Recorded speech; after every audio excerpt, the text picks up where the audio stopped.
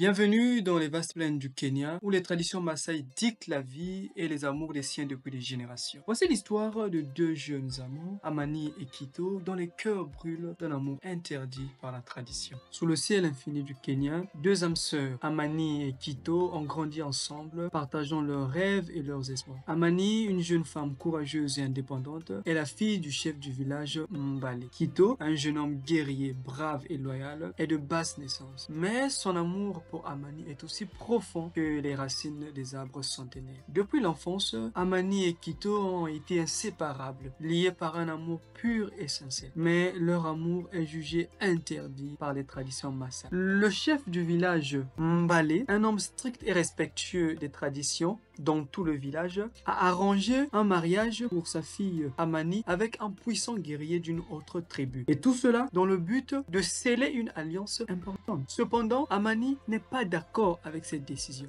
Amani est dévastée et elle est déterminée à ne pas se soumettre à un destin qu'elle n'a pas choisi. Amani et Kito se voient en secret, partageant des moments volés sous les étoiles, leur amour grandissant malgré les obstacles. Alors que le mariage arrangé approche, Amani et Kito élaborent un plan audacieux pour s'enfuir ensemble, défiant ainsi les règles de leur société. Ils savent que leur fuite pourrait déclencher une série d'événements dramatiques, mettant en péril leur amour et la paix entre les tribus. Les tensions montent alors que le jour du mariage approche. Amani et Kito savent que le moment de prendre une décision cruciale est arrivé. Dans la nuit, sous la lueur de l'aube, Amani et Kito s'échappent de leur village, leur cœur battant à l'unisson.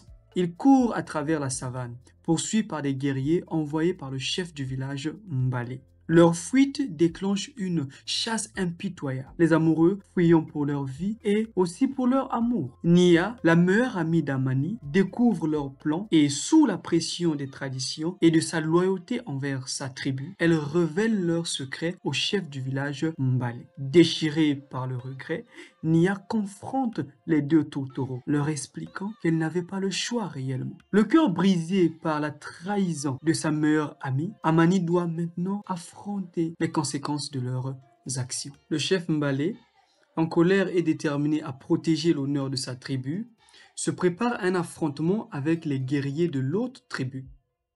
La tension atteint son paroxysme alors que les deux tribus se préparent à la guerre. Amani et Kito, pris au milieu du conflit, doivent faire face à des choix déchirants et à des sacrifices immenses. Finalement, après de nombreuses épreuves et sacrifices, les tribus réalisent que l'amour sincère d'Amani et Kito ne peut être ignoré. Chef Mbale, touché par la détermination et le courage des jeunes amants, accepte finalement leur union. Amani et Kito, enfin réunis, célèbrent leur union avec leur famille et leur tribu, unissant ainsi leur peuple dans la paix et l'harmonie. Sous un arbre majestueux, symbole de force et de longévité, Amani et Kito se marient dans une cérémonie traditionnelle entourée de leurs proches. Les chants et les danses célèbrent non seulement leur union, mais aussi l'avenir prometteur de leur tribu. Ce qu'il faut retenir de cette histoire, c'est que l'amour triomphe toujours, même face aux traditions, même face aux obstacles les plus difficiles. Il triomphe toujours. Amani et Kito ont prouvé que le devoir et le désir peuvent coexister, forgeant ainsi un avenir meilleur pour eux et leur tribu.